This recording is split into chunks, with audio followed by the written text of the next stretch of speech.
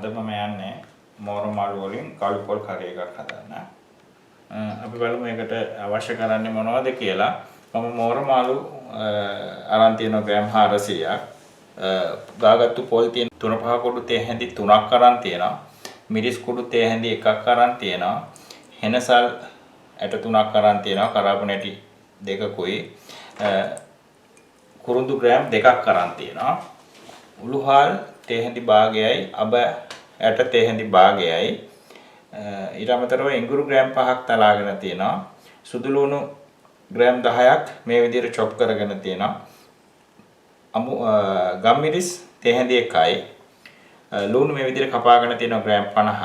තක්කාලි මේ විදිහට කපාගෙන තියෙනවා ග්‍රෑම් 100ක්. හාල් ග්‍රෑම් 10යි.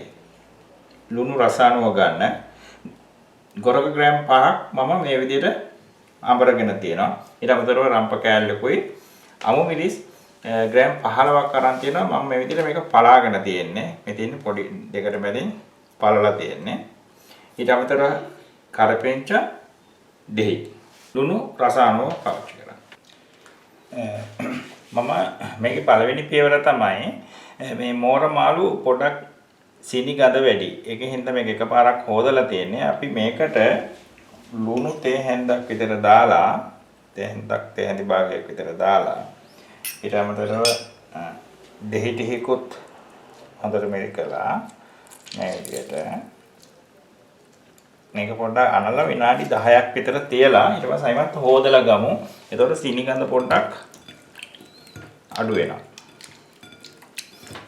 ඊට පස්සේ අපි තව දෙපාරක් විතර මේක හොදලා ගමු. මේක තමයි අපේ පළවෙනි පියවර. මේක අපි තව විනාඩි 10කින් තමයි හොදන්නේ.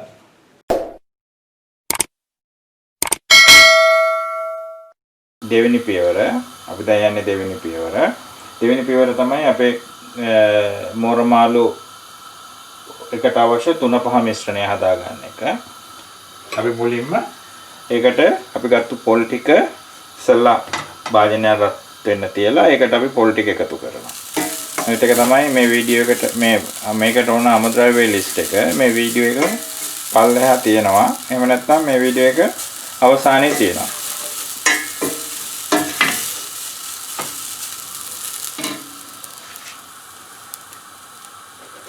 අපි පොල් එකතු කරාට පස්සේ සප්පර 30ක් වගේ ඇතුළත පොල් එක පොඩ්ඩක් වීලි ගතියෙද්දී අපි එකතු කරනවා අපි ගත්ත 3-5 ටික. ඊට පස්සේ අපි එකතු කරනවා අපි ගත්ත මිරිස් ටික. අපි ඊට පස්සේ එකතු කරනවා අපි ගත්ත හාල් ටික. ඊට පස්සේ අපි ගත්ත කරපිංච වලින් කරපිංච චුට්ටක් එකතු කරනවා. අනිත් එක මම ගත්ත කුරුඳු ග්‍රෑම් 2ක්. ඒකෙන් ග්‍රෑම් 1ක් වගේ කොටස මේකට එකතු කරනවා. ඊට අමතරව අපි එකතු කරනවා හෙනසල් කරාපු නැටි ටික. අපි ලුණු කපාගත්තු ලුණු ටිකෙන් ලුණු ග්‍රෑම් 15ක් විතර මේකට එකතු කරනවා. ඊටු ටික තියාගන්න. ඊට පස්සේ අපි මේ ටික හොඳට කළු පාට වෙනකන් පොඩ්ඩක් බැද ගන්නවා. මීඩියම් හීට් එකේ තමයි අපි මේක පොඩ්ඩක් බැද ගන්න ඕනේ. නැත්නම් ඉක්මනට කර වෙන්න බලනවා. දැන් මම ඒ දාපු දේවල් ටික හොඳට බැදිලා තියෙන්නේ. අපි දැන් මේක කොටා ගන්නවා. මේ වගේ කළු පාට වෙනකම්ම බැද ගන්නවා හොඳට. ලුණු ටිකක් තෙත ගතිය යන්න ඕන, වීලි ගතියක් එනවා. මම දැන් යන්නේ අපේ 3-5 මිශ්‍රණය කුඩු කරගන්න බැදපු.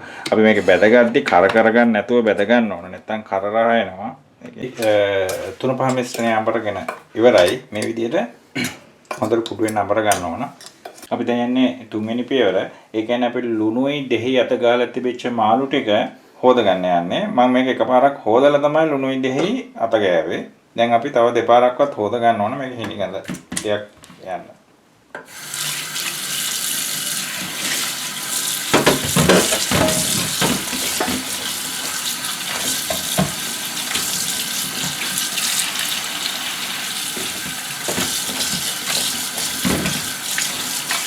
එදින මේ විදිහට අපි හොදගෙන ඊට පස්සේ මේකේ වතුර ටිකක් බේරෙන්න ඕන.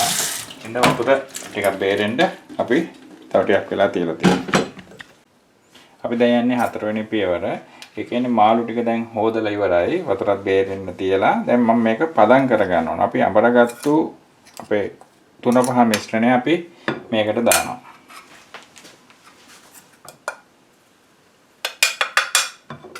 ඊළඟට අපි ගම්මිරිස් කුඩු ටිකත් මේකට දානවා. අපි ගොරක ටිකත් මේකට දානවා. ඊට පස්සේ අපි මේක හොඳට අනලා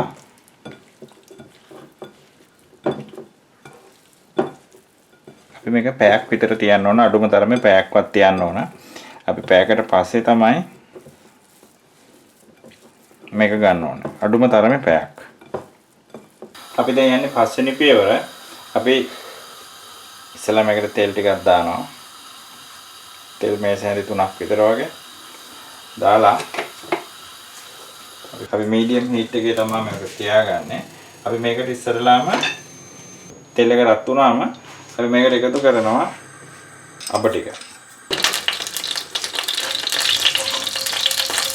අපි ඊළඟට උඩුහාල් ටිකත් මේකට එකතු කරනවා.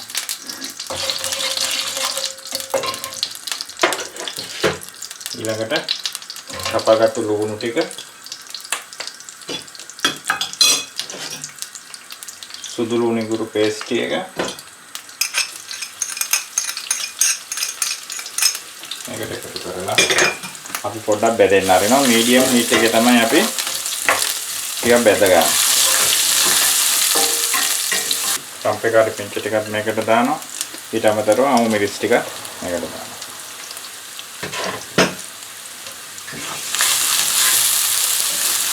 ඊට මේක තෙලේ බෙදෙන්න ටිකක් කරලා අපිට එනවා මේකේ පුසුඹ. ඒ එනකන් අපි පොඩ්ඩක් මේක තෙලෙන් බෙද ගන්න ඕන.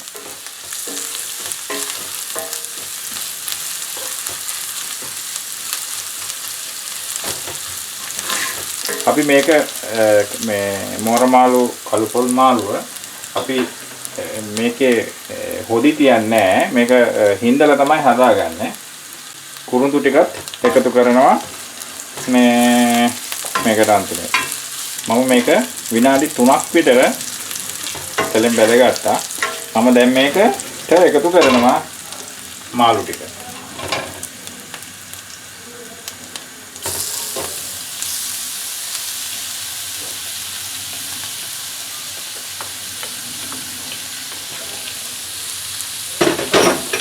මම මේකට මාළු ටික එකතු කරලා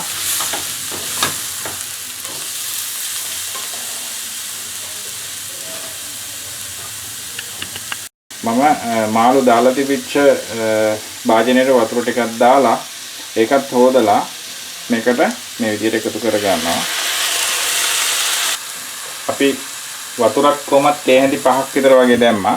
අපි ඊට පස්සේ මේක වහලා විනාඩි 5ක් විතර ලෝ හීට් එකේ ඉදව ගන්න ඕන. දැන් මම මාළු එකතු කරලා විනාඩි 5ක් මේක ඉදව ගත්තා. අපි දැන් මේකට එකතු කරනවා අපේ තක්කාලි ටික. අපේ තක්කාලි ටික එකතු කරලා තවත් විනාඩි 3ක් තියා ගන්නවා. පොඩ හැඳි ගාලා. අපි වහලා මේක ඉදවද්දි මේකේ වතුර ගතිය එනවා.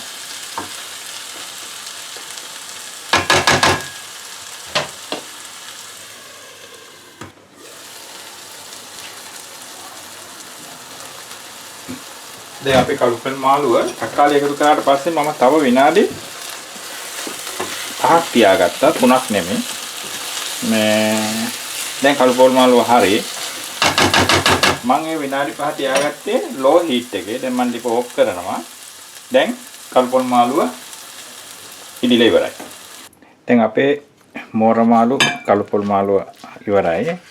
අපි දැන් රස බලමු. ඔකටියත් හදලා රස බලන්න. මගේ YouTube channel එකත් subscribe කරගන්න. එතකොට අපිට අලුත් වීඩියෝ වලින් හම්බ වෙන්න පුළුවන්. අපි එහෙනම් අලුත් වීඩියෝ එකකින් හම්බ වෙනකන් සමුගමු.